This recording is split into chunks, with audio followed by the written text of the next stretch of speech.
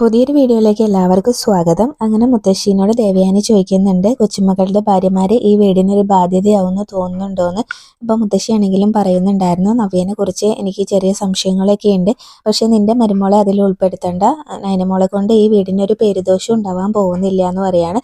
അപ്പോൾ നവ്യയുടെ വയറ്റിലൊരു കുഞ്ഞുണ്ടല്ലോ, അതുകൊണ്ട് അവളെ ഇങ്ങനെ വിഷമിപ്പിക്കുന്ന കാര്യങ്ങളൊന്നും ഇപ്പോൾ പറയണ്ട എന്നൊക്കെ മുത്തശ്ശി പറയുമ്പോൾ ദേവയാനി പറയുന്നുണ്ട്, അവൾക്ക് ഒരു ചിന്തയൊന്നും ഇല്ലല്ലോ, നമ്മളും എല്ലാവരും ഈ അവസ്ഥയിലൂടെ തന്നെ അല്ലേ കടന്നു വന്നിട്ടുള്ളത്. നമ്മുടെ വയറ്റിലൊരു കുഞ്ഞുള്ളപ്പോൾ നമുക്ക് അതിനെക്കുറിച്ച് മാത്രമായിരിക്കില്ലേ ശ്രദ്ധ, പക്ഷേ ഇവൾ ആ കുഞ്ഞിനെ കളയുന്ന പ്രവൃത്തിയല്ലേ ഓരോന്ന് ചെയ്തുകൊണ്ടിരിക്കുന്നതെന്ന് പറയാണ്.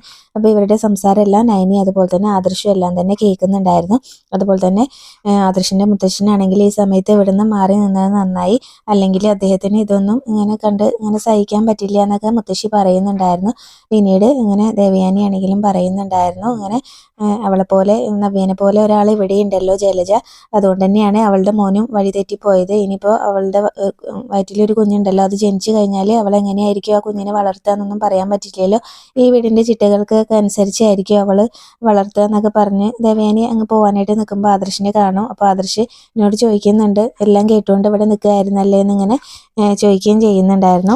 ദേവയാനി ആദർശിനോട് പറയുന്നുണ്ടായിരുന്നു, നിന്റെ ഭാര്യേനെ അവളുടെ ചേച്ചീനെ കുറിച്ച് തന്നെയാണ് പറഞ്ഞുകൊണ്ടിരുന്നതെന്ന് പറഞ്ഞിട്ട് അവിടെ നിന്ന് അങ്ങ് പോകും. പിന്നീട് മുത്തശ്ശി ആദർശിനോട് പറയുന്നുണ്ട്, എനിക്കെന്തോ വല്ലാത്തൊരു പേടിയുണ്ട്, നമ്മുടെ ഇങ്ങനെ വീടിനെ തകർക്കാൻ വേണ്ടിയിട്ട് ഒരാൾ മാത്രം മതിയല്ലോ എന്നൊക്കെ പറഞ്ഞിട്ട് മുത്തശ്ശിയാണെങ്കിലും പറയുകയാണ്. അപ്പോൾ ആ സമയത്ത് ആദർശ് എന്നോട് പറയുന്നുണ്ട്, നീയും എന്നെ പോലെ എല്ലാം കേട്ടുകൊണ്ടാണല്ലോ ഇവിടെ നിന്നത്, അപ്പോൾ ഇങ്ങനെ ഈ വീട്ടിലെ എല്ലാവർക്കും തെറ്റെന്ന് തോന്നുന്നത് നവ്യയ്ക്ക് മാത്രം എങ്ങനെയാണ് ശരിയായിട്ട് തോന്നുന്നത്, അപ്പോൾ അതുപോലെ തന്നെ നിന്റെ ചേച്ചീനെ പറഞ്ഞ് തിരുത്താൻ പറ്റുമെങ്കിൽ ഒന്ന് തിരുത്താൻ നോക്കുക എന്നൊക്കെ പറയുകയാണ്. എൻ്റെ അച്ഛൻ്റെയും അമ്മേൻ്റെയും കണ്ണ് നിറയുന്നേക്കാളും സങ്കടമാണ് എനിക്ക് എൻ്റെ മുത്തശ്ശൻ്റെയും മുത്തശ്ശിയുടെയും കണ്ണ് നിറയുന്നത്, അതുകൊണ്ട് നിന്റെ ചേച്ചീനെ പറഞ്ഞ് തിരുത്താൻ പറ്റുമെങ്കിൽ അത് തിരുത്താൻ നോക്കുക എന്ന് പറഞ്ഞിട്ട് ആദർശം അവിടെ നിന്ന് അങ്ങ് പോകുന്നുണ്ട്.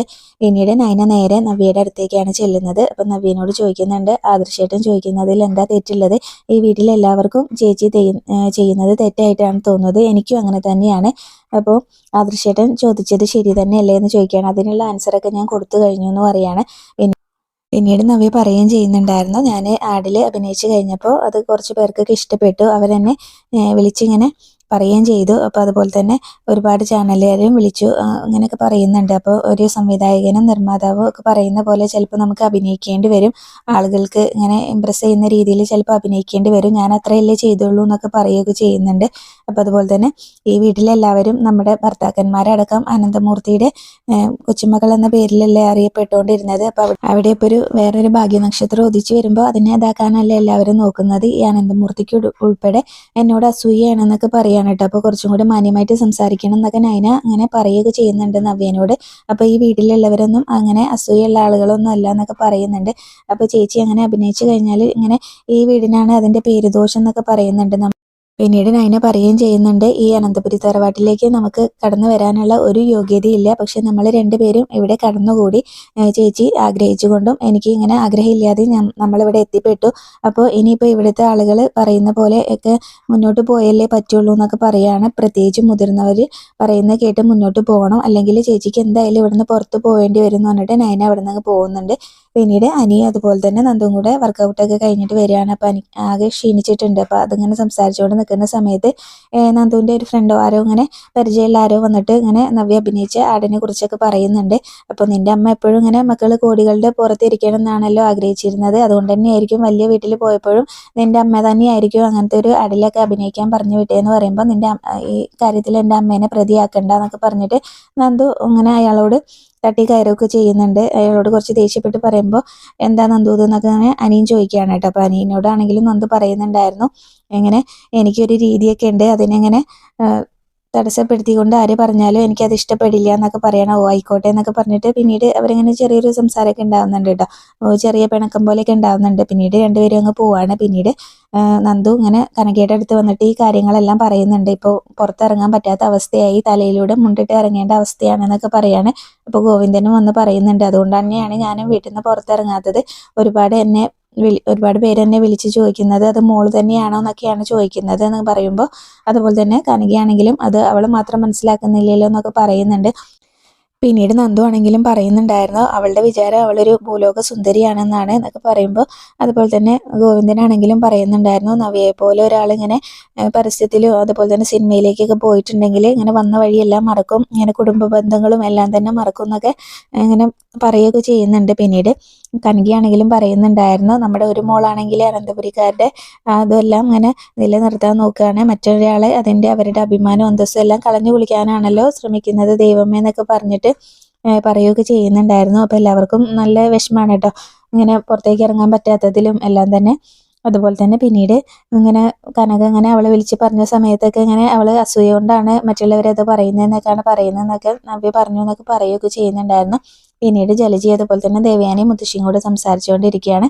അപ്പോൾ അബിക്ക് ഇങ്ങനെ ഒരു അബദ്ധം പറ്റിയതാണ് നവ്യനെ വിവാഹം കഴിച്ചുകൊണ്ട് വന്നതെന്നൊക്കെ പറഞ്ഞുകൊണ്ടിരിക്കുകയാണ്. അപ്പോൾ ദേവയാനി പറയുന്നുണ്ട്, നീ അങ്ങനെയൊന്നും പറയേണ്ട ജലജെ, ഇങ്ങനെ അവൻ്റെ ഏട്ടന് വേണ്ടി ആലോചിച്ചിരുന്ന പെണ്ണാണല്ലോ, എന്തിനാ അവൻ ഇങ്ങനെ ഏട്ടനെ ഓവർടേക്ക് ചെയ്യാൻ പോയതെന്നൊക്കെ ചോദിക്കുന്നുണ്ടായിരുന്നു. അതുകൊണ്ട് ഏട്ടത്തിയുടെ മോനും ഏട്ടത്തിൽ നിന്ന് തന്നെയല്ലേ രക്ഷപ്പെട്ടതെന്നൊക്കെ ചോദിക്കുകയാണ്. പിന്നീട് ആദർശ് അവിടേക്ക് വരുന്നുണ്ട്.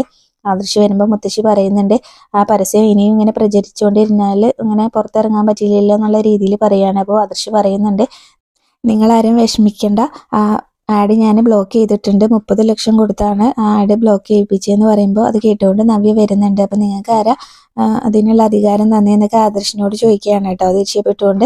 അപ്പോൾ എന്താ നവ്യ നീ പറയുന്നത്, ഇങ്ങനെ ഒന്നും മനസ്സിലാവാത്ത പോലെ എന്നൊക്കെ ചോദിച്ചിട്ട് മുത്തശ്ശിയാണെങ്കിലും പറയുന്നുണ്ടായിരുന്നു. അപ്പോൾ ജലജ പറയുന്നുണ്ട്, വേറെ എന്താ അഹങ്കാരം തന്നെ എന്ന് പറയാണ്. പിന്നീട് നവ്യനോടാണെങ്കിലും ആദർശ് ചോദിക്കുന്നുണ്ടായിരുന്നു, ഈ വീട്ടിലെ എല്ലാവർക്കും ഇത് മോശമായിട്ടാണ് തോന്നിയത്, പക്ഷെ നിനക്ക് മാത്രം എന്താ അത് മനസ്സിലാവാത്തത് എന്നൊക്കെ ചോദിക്കുകയൊക്കെ ചെയ്യുന്നുണ്ട്. അപ്പോൾ നവ്യയാണെങ്കിലും ആദർശിനോട് തട്ടി കയറുമ്പോൾ നയന വന്നുകൊണ്ട് നവ്യനോട് ദേഷ്യപ്പെട്ട് സംസാരിക്കുന്നുണ്ടായിരുന്നു. ഈ വീട്ടിലെ എല്ലാവർക്കും തെറ്റാണെന്ന് തോന്നുന്ന കാര്യം ചേച്ചിക്ക് മാത്രം എങ്ങനെയാണ് ശരിയായിട്ട് തോന്നുന്നത്. അത് പിന്നീട് നയനയാണെങ്കിലും പറയുന്നുണ്ടായിരുന്നു, ഇനി ആ പരസ്യം മറ്റുള്ളവരിലേക്ക് എത്തിയിട്ടുണ്ടെങ്കിൽ എല്ലാവരും പറയാൻ പോകുന്നത് അനന്തമൂർത്തി സാറിൻ്റെ കൊച്ചുമകൻ്റെ ഭാര്യ എന്ന പേര് തന്നെയായിരിക്കും. അത് ഈ വീട്ടിലുള്ളവർക്ക് പേരുദോഷം തന്നെയാണ്. ചേച്ചി പറഞ്ഞ പോലെ ഒരു പേരും പ്രശസ്തിയൊന്നും ചേച്ചി ആ പരസ്യത്തിൽ അഭിനയിച്ചുകൊണ്ട് ഈ വീട്ടിലുള്ളവർക്ക് കിട്ടില്ല എന്നൊക്കെ പറയാണ്. അപ്പോൾ നവ്യയ്ക്ക് അത് ഇഷ്ടാവുന്നില്ല കേട്ടോ. നവ്യ നയനയോട് പറയുകയും ചെയ്യുന്നുണ്ടായിരുന്നു, അല്ലെങ്കിൽ എന്നെ സപ്പോർട്ട് ചെയ്യാൻ ഇവിടെ ആരും ഇല്ലല്ലോ എന്നൊക്കെ പറയുകയാണ്. അപ്പോൾ പിന്നീട് വീണ്ടും പറഞ്ഞുകൊണ്ടിരിക്കുമ്പോൾ നയന പറയുന്നുണ്ട്, ഇനി എന്തെങ്കിലുമൊക്കെ പറഞ്ഞിട്ടുണ്ടെങ്കിൽ ചേച്ചിയാണെന്ന് നോക്കാതെ ഞാൻ കർണത്തടിക്കും എന്നൊക്കെ പറയുകയാണ്. അപ്പോൾ ദേഷ്യപ്പെട്ടുകൊണ്ട് നവ്യ ആണെങ്കിലും അവിടെ നിന്ന് പോകുന്നുണ്ട്. അപ്പോൾ ജാനകി ആണെങ്കിലും നയനയോട് ചോദിക്കുന്നുണ്ടായിരുന്നു, മോൾക്ക് ഇങ്ങനെയൊക്കെ സംസാരിക്കാൻ അറിയായിരുന്നോ എന്ന്.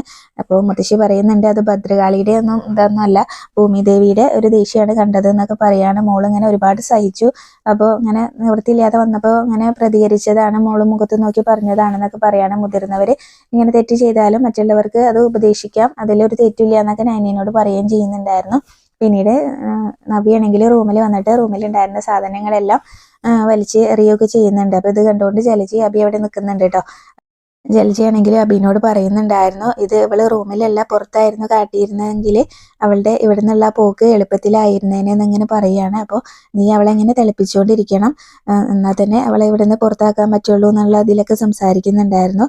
അപ്പോൾ ഇങ്ങനെ ആദർശും മുത്തശ്ശനും ഒക്കെ തന്നെയാണല്ലോ അവളെ ഇവിടേക്ക് ഇങ്ങനെ കൊണ്ടുവരാൻ ഭയങ്കര ഇത് കാണിച്ചിരുന്നത്. അപ്പോൾ അവളെ കൊണ്ട് തന്നെ അവർക്ക് ഇങ്ങനെ ദോഷം ഉണ്ടാവണം.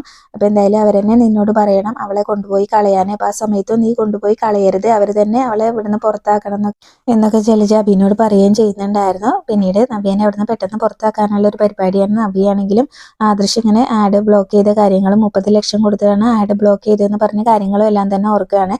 അവിടെയാണ് ഇന്നത്തെ എപ്പിസോഡ് അവസാനിച്ചിട്ടുള്ളത്. റിവ്യൂ ഇഷ്ടമായിട്ടുണ്ടെങ്കിൽ ചാനലിൽ ഒന്ന് സബ്സ്ക്രൈബ് ചെയ്ത് സപ്പോർട്ട് ചെയ്യണേ.